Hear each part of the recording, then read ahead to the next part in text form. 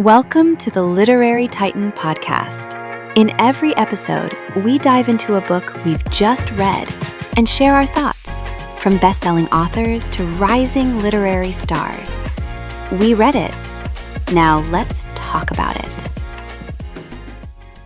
Janelle Struby's Adélaïde, Painter of the Revolution, follows Adélaïde Labille-Guiard from her girlhood in Paris through her ascent as an artist, her struggle to be taken seriously in institutions built to exclude women, and her entanglement in the upheaval of the French Revolution. The novel binds together artistic ambition, political violence, love, rivalry, and survival, while keeping its eye on one central question. What does it cost a gifted woman to insist on making work and making a life in a world determined to reduce her? I admired how fiercely this book inhabits its subject. Struby doesn't treat art as a decorative background. She makes it feel physical, exacting, almost perilous. Studios, pigments, patronage, gossip, and public reputation all matter, and that gives the novel a grainy authority I found deeply persuasive. What I liked most was Adélaïde's will. Not a modernized swagger, but a hard-earned, thinking persistence. She's often cornered, sometimes thwarted, sometimes heartbreakingly visible only when she is useful to men or history, and yet she keeps returning to the easel. That repetition becomes its own kind of heroism. What I responded to even more was the novel's refusal to make triumph easy. This isn't a lacquered tale of genius effortlessly recognized. It's a story of doors opened a crack and then slammed shut again.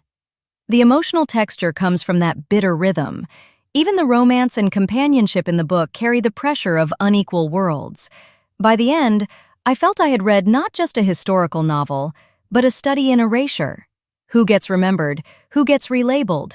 Who gets demoted after doing the real work? The afterword sharpened that ache by showing how thoroughly women artists were pushed to the margins, even after everything they achieved. I would hand this to readers of historical fiction, biographical fiction, feminist historical fiction, art historical fiction, and French Revolution novels, especially anyone who likes books where craft, intellect, and social danger share the same room. Fans of Tracy Chevalier will likely recognize the pleasure of watching an artist's interior life rendered with tactile care, though Struby's novel feels more combustible, more crowded by politics and public consequence. Adélaïde, Painter of the Revolution, is a novel for readers who like their beauty singed at the edges. Thanks for joining us on the Literary Titan podcast.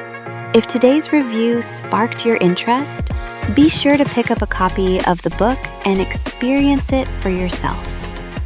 If you enjoyed the episode, don't forget to subscribe, leave a rating, or share it with a fellow book lover. Until next time, keep reading, not just to escape, but to grow.